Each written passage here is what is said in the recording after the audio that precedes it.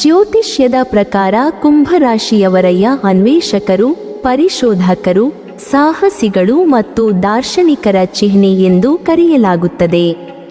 ಇವರು ಆಧುನಿಕ ಮತ್ತು ಸ್ವಾತಂತ್ರ್ಯ ಪ್ರೀತಿಯರು. ಇವರು ಸಾಕಷ್ಟು ಸಾಮಾಜಿಕ ಆಕರ್ಷಣೆಯನ್ನು ಹೊಂದಿರುತ್ತಾರೆ. ನ್ಯಾಯದಾತ ಆಗಿರುವಂತಹ ಶನಿ ಕುಂಭ ರಾಶಿಯವರ ಸ್ವಾಮಿ ಗ್ರಹ ಆಗಿರುತ್ತಾನೆ.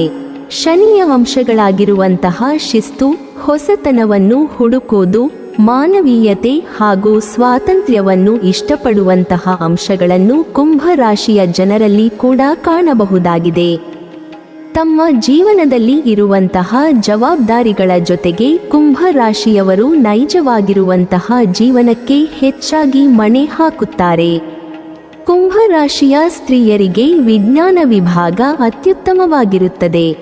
ವಿಜ್ಞಾನ ವಿಭಾಗದಲ್ಲಿ ಉತ್ತೀರ್ಣರಾಗಿರುವ ಮತ್ತು ಅಧ್ಯಯನ ಮಾಡಿದ ವಿದ್ಯಾರ್ಥಿಗಳು ಈಗಾಗಲೇ ನೀಟ್, ಕೆಸಿಇಟಿ, ಜೆಇಇ ಹೀಗೆ ಹಲವು ಪ್ರವೇಶ ಪರೀಕ್ಷೆಗೆ ನೋಂದಾಯಿಸಿಕೊಂಡು ಪ್ರವೇಶ ಪರೀಕ್ಷೆಗೆ ತಯಾರಿ ನಡೆಸುತ್ತಿದ್ದರೆ, ಪಿಯುಸಿ ಸೈನ್ಸ್ ನಂತರ ವೈದ್ಯಕೀಯ ಕ್ಷೇತ್ರಕ್ಕೆ ಸಂಬಂಧಿಸಿದ ಕೋರ್ಸ್ಗಳನ್ನು ಅಧ್ಯಯನ ಮಾಡಬೇಕು.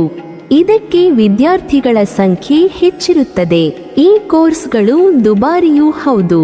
ಹೆಚ್ಚಾಗಿ ಕುಂಭ ರಾಶಿ ವಿದ್ಯಾರ್ಥಿಗಳು ಮೆಡಿಕಲ್ ಆಯ್ಕೆ ಮಾಡಿಕೊಳ್ಳಲು ಬಯಸುವುದು ಉತ್ತಮ.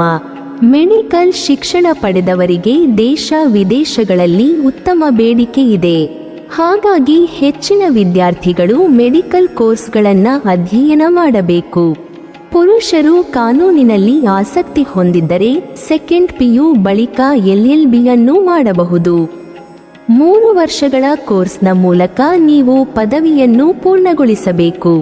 LLBಯನ್ನು ನೀವು ಯಾವುದೇ ಪದವಿಯ ನಂತರವೂ ಮಾಡಬಹುದು. ದ್ವಿತೀಯ ಪಿಯು ಆರ್ಟ್ಸ್ ಪಾಸಾದ ವಿದ್ಯಾರ್ಥಿಗಳು ತಮ್ಮ ಆಸಕ್ತಿಗೆ, ಮುಂದಿನ ಕರಿಯರ್ ಆಯ್ಕೆಗೆ ತಕ್ಕಂತೆ ಪದವಿ ಕೋರ್ಸ್ ಓದುವುದು ಅತಿ ಮುಖ್ಯವಾದುದು. ವಿದ್ಯಾರ್ಥಿಗಳು ತಮ್ಮ ಪಿಯುಸಿಯನ್ನು ಕಲಾ ವಿಭಾಗದಲ್ಲಿ ಪೂರ್ಣಗೊಳಿಸಿ ಪದವಿ ಪೂರ್ವ ಶಿಕ್ಷಣ ಪಡೆದ ನಂತರ ಹಲವಾರು ಉದ್ಯೋಗಾವಕಾಶಗಳಿರುತ್ತದೆ. ವಿದ್ಯಾರ್ಥಿಗಳು ತಮ್ಮ ಪಿಯುಸಿ ಶಿಕ್ಷಣವನ್ನು ಕಲಾ ಸ್ಟ್ರೀಮ್ನಲ್ಲಿ ಮುಗಿಸಿದ ನಂತರ BFA ಕೋರ್ಸ್ ಅನ್ನು ಮುಂದುವರಿಸಲು ಪರಿಗಣಿಸಬಹುದು. ಸಮಾಜಶಾಸ್ತ್ರ, ಕಾನೂನು, ಸಮೂಹ ಮಾಧ್ಯಮ, ಶಿಕ್ಷಣ ಮತ್ತು ಈವೆಂಟ್ ಮ್ಯಾನೇಜ್ಮೆಂಟ್ ಅಧ್ಯಯನದ ಆಯ್ಕೆಗಳು ಸಹ ಲಭ್ಯವಿದೆ. ಕುಂಭ ರಾಶಿಯ ಜನರು ಸಂಶೋಧನೆ, ಅಧ್ಯಯನ ಮತ್ತು ಬೋಧನೆ, ಶಿಕ್ಷಣ ಕ್ಷೇತ್ರಗಳಿಗೆ ಸೇರಿದ ಸ್ಥಳಗಳಲ್ಲಿ ಯಶಸ್ಸು ಸಾಧಿಸುತ್ತಾರೆ. ನ್ಯಾಯಾಂಗಕ್ಕೆ ಸಂಬಂಧಿಸಿದ ಕೆಲಸಗಳಲ್ಲಿ, ಬ್ಯಾಂಕಿಂಗ್ ಕ್ಷೇತ್ರದಲ್ಲಿ, ಕೃಷಿ ಕ್ಷೇತ್ರದಲ್ಲಿ ಮತ್ತು ವ್ಯಾಪಾರ ಕ್ಷೇತ್ರದಲ್ಲಿ ಉತ್ತಮ ಯಶಸ್ಸು ಸಾಧಿಸುತ್ತಾರೆ. ಪೊಲೀಸ್ ಸೇವೆಗಳು, ನಾಗರಿಕ ಆಡಳಿತ ಸೇವೆಗಳು, ಸರ್ಕಾರಿ ಕೆಲಸ ಮತ್ತು ರಾಜಕೀಯದಲ್ಲಿ ಇವರಿಗೆ ಹೆಚ್ಚಿನ ಯಶಸ್ಸು ಸಿಗುತ್ತದೆ. ಕಲಾಕ್ಷೇತ್ರದಲ್ಲಿ, ವಿಶೇಷವಾಗಿ ಚಲನಚಿತ್ರ ನಿರ್ಮಾಣ ಮತ್ತು ಅಭಿನಯದಲ್ಲಿ ಉನ್ನತ ಮಟ್ಟಕ್ಕೆ ತಲುಪುತ್ತಾರೆ. ಕುಂಭ ರಾಶಿಯವರು ತಮ್ಮ ವಿನಮ್ರ ಹಾಗೂ ಪ್ರಯೋಗಾತ್ಮಕ ಮನೋಭಾವನೆಯ ಮೂಲಕ ಎಲ್ಲರಿಗೂ ಪರಿಚಿತರಾಗಿರುತ್ತಾರೆ.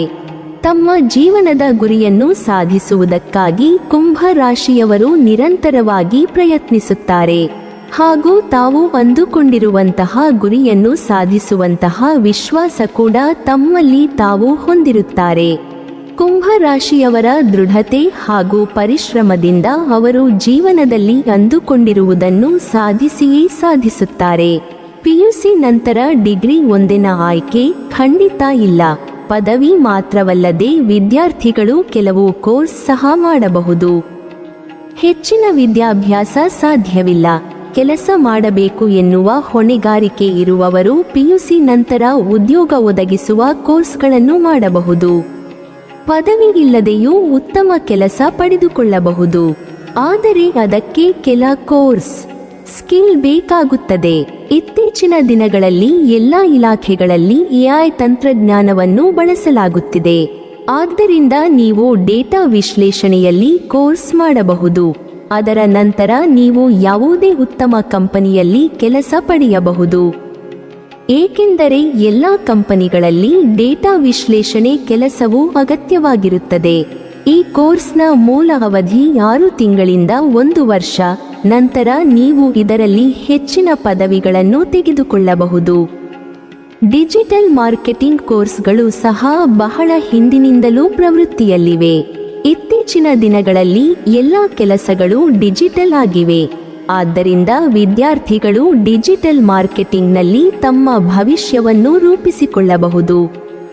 ಇನ್ನು ವಾಣಿಜ್ಯ ವಿಭಾಗದಲ್ಲಿ ಯಾರಿಗೆ ಅರ್ಥಶಾಸ್ತ್ರ ಮತ್ತು ಅಕೌಂಟೆನ್ಸಿ ವಿಷಯದಲ್ಲಿ ತಮ್ಮ ವೃತ್ತಿಜೀವನವನ್ನು ಮುಂದುವರೆಸುವ ಆಸಕ್ತಿ ಇದೆಯೋ ಅವರು ವಾಣಿಜ್ಯ ವಿಷಯವನ್ನು ಆಯ್ಕೆ ಮಾಡಿಕೊಳ್ಳಬಹುದು.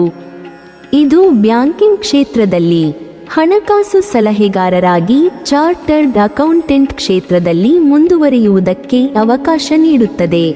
ಇನ್ನು ಯಾವ ವಿದ್ಯಾರ್ಥಿಯು ಮ್ಯಾನೇಜ್ಮೆಂಟ್ ಕ್ಷೇತ್ರದಲ್ಲಿ ಮುಂದುವರಿಯುವ ಆಸಕ್ತಿ ಇದೆಯೋ ಅವರು ವಾಣಿಜ್ಯ ವಿಷಯವನ್ನು ಆಯ್ಕೆ ಮಾಡಿಕೊಳ್ಳಬಹುದು. ಆಯ್ಕೆ ನಿಮಗೆ ಬಿಟ್ಟಿದ್ದು. ಧನಸ್ಸು ರಾಶಿಯವರಿಗೆ ಅಕೌಂಟೆನ್ಸಿ, ಬಿಸಿನೆಸ್ ಮ್ಯಾನೇಜ್ಮೆಂಟ್, ಬಿ.ಎಡ್ ಅಥವಾ ಎಂ.ಕಾಮ್ ಸೂಕ್ತ. ಬಹುತೇಕರು ಪಿಯುಸಿಯಲ್ಲಿ ಕಾಮರ್ಸ್ ಓದಿದ ಬಳಿಕ ಬಿ.ಕಾಮ್, ಬಳಿಕ ಎಂ.ಕಾಮ್, ಎಂಬಿಎ ಪದವಿಗಳನ್ನು ಮಾಡುವುದು ಸಹಜ. ಕಡ್ಡಾಯ ವಿಷಯಗಳನ್ನು ಹೊರತುಪಡಿಸಿ ಕೆಲವು ಐಚ್ಛಿಕ ವಿಷಯಗಳನ್ನು ಬಿ.ಕಾಂನಲ್ಲಿ ತೆಗೆದುಕೊಳ್ಳಬಹುದು. ಅಂದರೆ computer application, IT, e-commerce, office management. ಜಾಹೀರಾತು ವಿಷಯಗಳಲ್ಲಿಯೂ ಬಿ.ಕಾಮ್ ಪದವಿಗಳನ್ನು ಪಡೆಯಬಹುದು. ಮುಂದೆ ಎಂ.ಕಾಮ್, ಎಂಬಿಎ, ಸಿಎ, ಸಿಎಸ್, ಸಿಎಫ್ಎ, ಲಾ, ಸಿಎಂಎ, ಸಿಎಫ್ಪಿ ಇತ್ಯಾದಿ ಕೋರ್ಸ್ಗಳನ್ನು ಮಾಡಬಹುದು. ಬಿಸಿನೆಸ್ ಮತ್ತು ಮ್ಯಾನೇಜ್ಮೆಂಟ್ ಆಸಕ್ತರಿಗೆ ಸೂಕ್ತವಾದ 3 ವರ್ಷದ ಕೋರ್ಸ್ ಇದಾಗಿದೆ. ಬಿಬಿಎ ನಂತರ ಎಂ.ಕಾಮ್ ಅಥವಾ ಎಂಬಿಎ ಮಾಡಬಹುದು. ಕಲಾ ವಿಷಯದಲ್ಲಿ ಪಿಯುಸಿ ಪಡೆದವರು ಬಿಬಿಎಗೆ ಸೇರಲು ಕೆಲವು ಕಾಲೇಜುಗಳು ಅವಕಾಶ ನೀಡುತ್ತವೆ. ದ್ವಿತೀಯ ಪಿಯುಸಿಯಲ್ಲಿ ವಾಣಿಜ್ಯ ವಿಭಾಗದಲ್ಲಿ 50% ಅಥವಾ ಅದಕ್ಕಿಂತ ಹೆಚ್ಚು ಅಂಕಗಳನ್ನು ಪಡೆದ ವಿದ್ಯಾರ್ಥಿಗಳು ಈ ಕೋರ್ಸ್ಗೆ ಸೇರಲು ಅರ್ಹರಾಗಿರುತ್ತಾರೆ. ಪಿಯುಸಿ ಕಾಮರ್ಸ್ ಬಳಿಕ ಚಾರ್ಟೆಡ್ ಅಕೌಂಟೆನ್ಸಿ ಕೋರ್ಸ್ ಕಲಿಯಬಹುದಾಗಿದೆ. ಇದಕ್ಕಾಗಿ ಕಾಮನ್ ಪ್ರೊಫಿಷಿಯನ್ಸಿ ಟೆಸ್ಟ್ ಬರೆಯಬೇಕು. ಈ ಪರೀಕ್ಷೆಯನ್ನು the institute of chartered accountants of India ನಡೆಸುತ್ತದೆ. ಸಿಎ ಪರೀಕ್ಷೆಯನ್ನು ಯಶಸ್ವಿಯಾಗಿ ಮುಗಿಸಿದ ಬಳಿಕ ಐಸಿಇ ಸದಸ್ಯರಾಗಬಹುದು. ಸಿಪಿಟಿ ಬಳಿಕ ಸಿಇ ಇಂಟರ್ ಎಕ್ಸಾಮ್ನಲ್ಲಿ ಭಾಗವಹಿಸಬೇಕು. ಬಳಿಕ ಇನ್ಫಾರ್ಮೇಷನ್ ಟೆಕ್ನಾಲಜಿ ಟ್ರೈನಿಂಗ್ ಕೋರ್ಸ್ ಬರೆಯಬೇಕು. ಬಳಿಕ ಸಿಇ ಅಂತಿಮ ಪರೀಕ್ಷೆ ಇರುತ್ತದೆ. ಸಿಇ ಆಗಲು ಕಠಿಣ ಪರಿಶ್ರಮ ಅಗತ್ಯ. ಇದು ಜಗತ್ತಿನ ಕಠಿಣ ಪರೀಕ್ಷೆಗಳಲ್ಲಿ ಒಂದು ಎಂಬ ಖ್ಯಾತಿ ಗಳಿಸಿದೆ. ವರ್ಷಕ್ಕೆ ಕೆಲವು ಸಂಖ್ಯೆಯಲ್ಲಿ ವಿದ್ಯಾರ್ಥಿಗಳು ಸಿಇ ಪಾಸ್ ಆಗುತ್ತಾರೆ. ಕೋರ್ಸ್ನ ಒಟ್ಟಾರೆ ಅವಧಿ 5 ವರ್ಷಗಳು. ಸಿಪಿಟಿ ಬಳಿಕ ಸಿಇ ಇಂಟರ್ ಪರೀಕ್ಷೆಯಲ್ಲಿ ಭಾಗವಹಿಸಬೇಕು. ಬಳಿಕ ಇನ್ಫಾರ್ಮೇಷನ್ ಟೆಕ್ನಾಲಜಿ ಟ್ರೈನಿಂಗ್ ಕೋರ್ಸ್ ಬರೆಯಬೇಕು. ಬಳಿಕ ಸಿಇ ಅಂತಿಮ ಪರೀಕ್ಷೆ ಇರುತ್ತದೆ. ಇದನ್ನು ಪಾಸ್ ಮಾಡಬೇಕು. ಸಿಇ ಮುಗಿದ ನಂತರ ಬ್ಯಾಂಕ್, ಕಂಪನಿಗಳು, ಹಣಕಾಸು ಸಂಸ್ಥೆಗಳು, ಉದ್ಯಮಗಳಲ್ಲದೆ ಸ್ವಂತವಾಗಿ ಪ್ರಾಕ್ಟೀಸ್ ಮಾಡಬಹುದಾಗಿದೆ. ವಾಣಿಜ್ಯ ವಿಷಯದಲ್ಲಿ ಪಿಯುಸಿ ಮುಗಿಸಿದ ಬಳಿಕ ಕಾನೂನು ಪದವಿಯನ್ನು ಪಡೆಯಬಹುದಾಗಿದೆ. ನೀವಿನ್ನೂ ನಮ್ಮ ಚಾನೆಲ್ ಅನ್ನು ಸಬ್ಸ್ಕ್ರೈಬ್ ಮಾಡಿಲ್ವಾ? ಹಾಗಾದರೆ ಈ ಕೂಡಲೇ ನಮ್ಮ ಇಂದ್ರಜಾಲ ಚಾನೆಲ್ ಅನ್ನು ಸಬ್ಸ್ಕ್ರೈಬ್ ಮಾಡಿ ಮತ್ತು ಪಕ್ಕದಲ್ಲಿರುವ ಬೆಲ್ ಐಕಾನ್ ಅನ್ನು ಕ್ಲಿಕ್ ಮಾಡಿದರೆ ನಮ್ಮ ಹೊಸ ವಿಡಿಯೋಗಳನ್ನು ನೀವು ನೋಡಬಹುದು.